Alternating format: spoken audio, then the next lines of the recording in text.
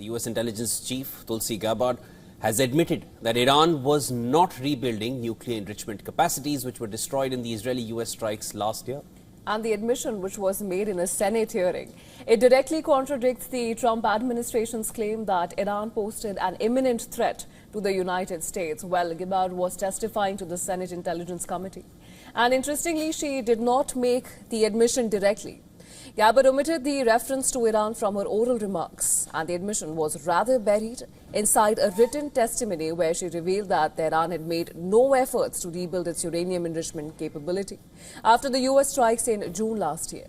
Democratic Senator Mark Warner had cornered Gabbard on the topic. Listen to this.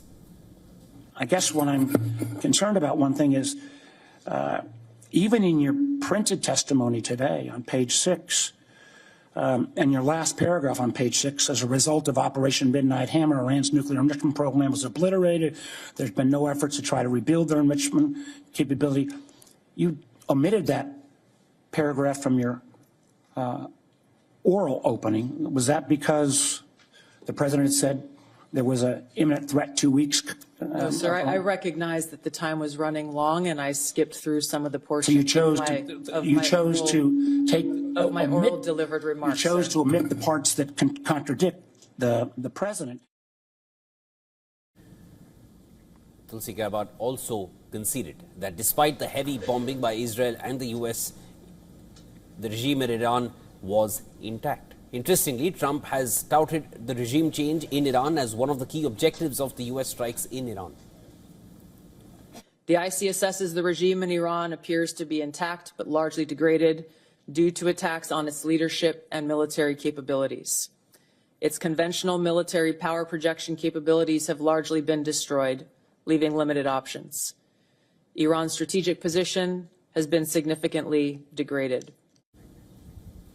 Further, Gabbard deflected questions by Democratic senators when asked about whether she had advised President Trump before the attack on Iran. And this is what she said. Listen to this. Did you brief the president, if he starts a war of choice, that the likely result would be that Iran would strike adjacent Gulf nations and close the Strait of Hormuz? Did you brief him on those two facts that I think have been consistently the assumptions of the intelligence community?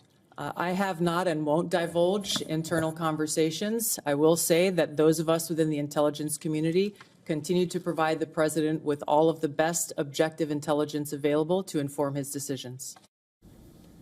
And since the beginning of the war, US President Trump has repeatedly said that he ordered the attack on Iran because of an imminent threat. But Gabbard's admissions deal a severe blow to the Trump administration, which has largely endorsed Israel's claim that Tehran was dangerously close to a nuclear weapon. And it also comes just a day after top US counter-terror chief Joe Kent resigned from his position, saying that Iran posed no imminent threat to the US.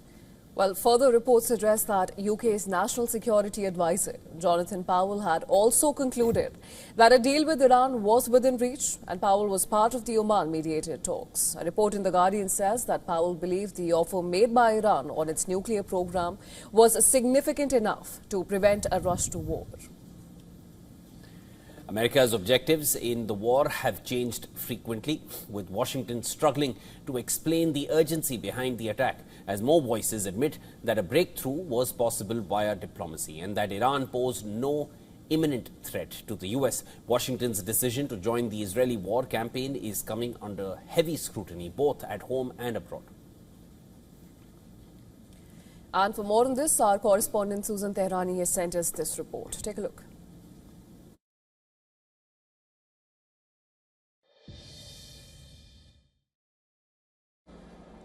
President Trump's top intelligence officials, including Tulsi Gabbard and CIA Director John Ratcliffe, faced tough questions from the Senate Intelligence Committee over the administration's case for the Iran war. Lawmakers pressed them on whether or not Iran posed an imminent threat before the war began and whether intelligence was being shaped to fit President Trump's policies. The hearing showed skepticism on Capitol Hill about the administration's war justification, notably among Democrats. And now scrutiny is expanding to its price tag. Reports indicate the Pentagon has asked the White House to approve a supplemental request of more than $200 billion to fund the conflict and replenish weapons used in the campaign.